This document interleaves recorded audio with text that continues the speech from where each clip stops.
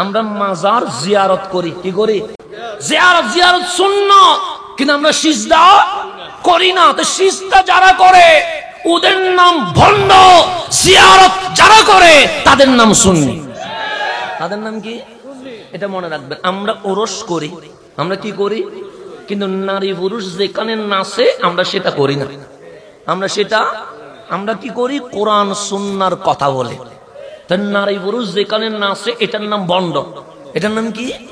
ভণ্ড এক জিনিস, সুন্নি আরেক জিনিস। ভণ্ডের সাথে সুন্নিয়তের কোনো সম্পর্ক নাই।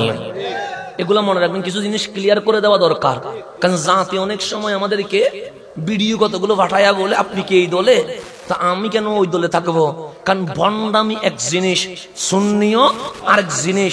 সুন্নিয়তের মধ্যে ব্যক্তি নয়, সুন্নিয়তের মধ্যে নবী হচ্ছে মূল জিনিস। কি মূল জিনিস? রহমতুল্লিল। আমাকে এতক্ষণ সম্মান করবেন যতক্ষণ আমার বুকে নবী আছে। যদি আজকেও আমি নবীর শানে হালকা বিন্দু পরিমাণ বেয়াদবি করি, আমার বিশ্বাস সুন্নি জনতা আমাকে জুতার বাড়ি দিয়ে বের করে দিবে। তুলেছে কি দিয়ে? ফুলের মালা দিয়ে। কেন?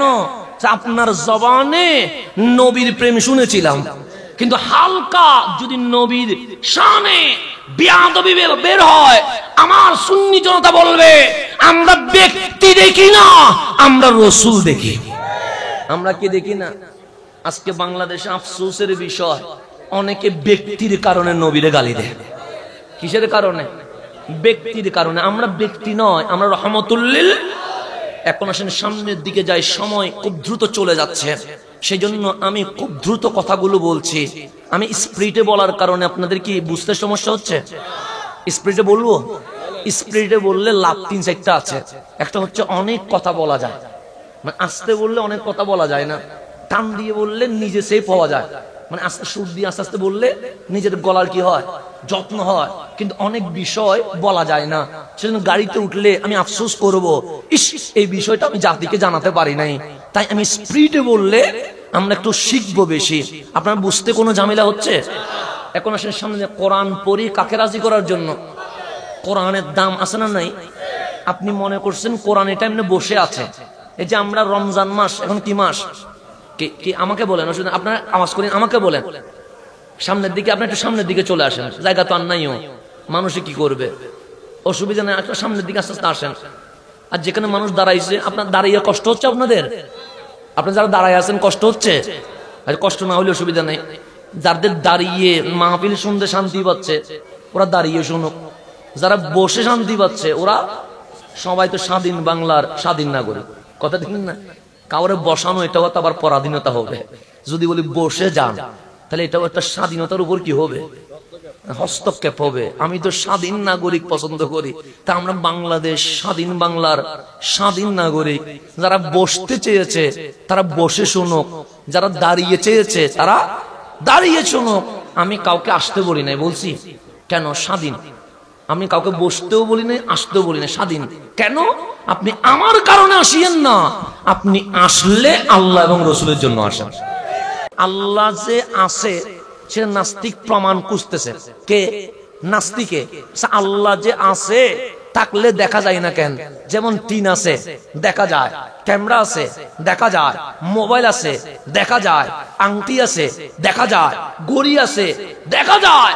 আর যিনি বিশ্ব বানাইলো ওনারে দেখা যায় না কেন? প্রশ্ন করে না করে। এখন একটু গভীর ভাবে খেয়াল করবেন আমার কথা, যদিও বা কঠিন হয়ে যাবে, আমি সহজ করার ট্রাই করছি। কি করার? এখন আল্লাহ কোথায়? প্রশ্ন আছে না? আল্লাহ কোথায়? আল্লাহ কি আরশে? না। আল্লাহ কি লোহে? না। আল্লাহ কি আসমানে? না।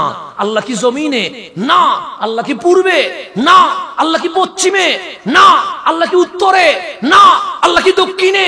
না।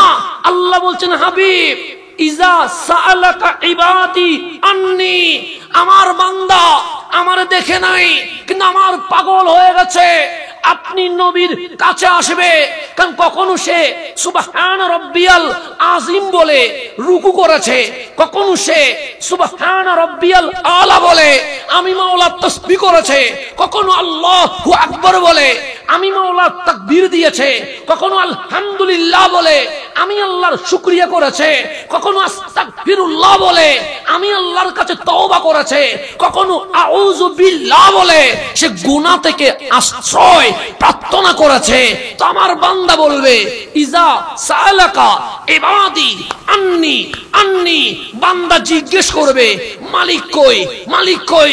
আপনি বলিয়েন না আরশে, আপনি বলিয়েন না আসমানে, বলেন ফা ইন্নী করিব, আমি আল্লাহ আমার বান্দার শাহী রগের আরো কাছেই আছি। কোথায় আছি? ফা ইন্নী করিব, করিব মানে কাছে, বাইত মানে দূরে। আল্লাহ বলছে আমি দূরে নয়, আমি গরুর কাছে নয়, মহিষের কাছে নয়, ফা ইন্নী করিব, আমি বান্দার কাছে। কার কাছে? একটু গভীরভাবে খেয়াল করবেন। আমার হাত আমি দেখতেছি, কথা ঠিক না? কেন? আমার হাত আমার থেকে দূরে।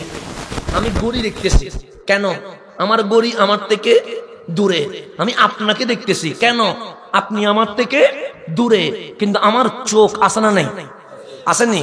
আমি কি দেখতেছি? আমার চোখ আছে নাই? দেখে একটু গভীরভাবে খেয়াল করুন। আমার চোখ যে আছে আমি দেখি না, কেন? আয়নায় দাঁড়ালেও আয়না জাস্ট চোখ দেখাচ্ছে না, তা আর্ট দেখাচ্ছে। আমার চোখ কাছে, আমি দেখি না। এখন আরো কাছে আমার জিহ্বা, আপনিও দেখেন না, আমিও দেখি না। আরো কাছে আমার কলিজা, আমিও দেখছি না। এক্সরে মেশিনও দেখছে না। তো যেটা বেশি কাছে হয় সেটা দেখা যায় না, সেটা দেখা যায় না। আল্লাহ বলে চোখের কাছে, নাকের কাছে, কানের কাছে, তোর নফসের কাছে। ফা ইন্নী করিব, আমি আল্লাহ আমার বান্দার শাহী রগের এত কাছে, যেটা মিশে যায় সেটা কখনো দেখা যায় না, সেটা কখনো দেখা। এখন আপনি প্রশ্ন করা উচিত, আল্লাহ আমার কাছে কেন? প্রশ্ন করা দরকার না? আমার চোখটা আমার লাগবে সেজন্য আমার কাছে, আমার জিহ্বা আমার লাগবে সেজন্য আমার কাছে, আমার হার্ট আমার লাগবে সেজন্য আমার কাছে, কিন্তু আল্লাহ আমার কাছে কেন? প্রশ্ন আছে না? আল্লাহ বলে বান্দা আমি তোর কাছে কেন জানিস? আমরা বলে কেন? তুই কি বাবাকে বাবা ডাকিস? আমরা বললাম ডেলি অনেকবার ডাকি। মাকে ডাকিস? অনেকবার ডাকি। বন্ধুরে বন্ধু ডাকিস? ডাকি।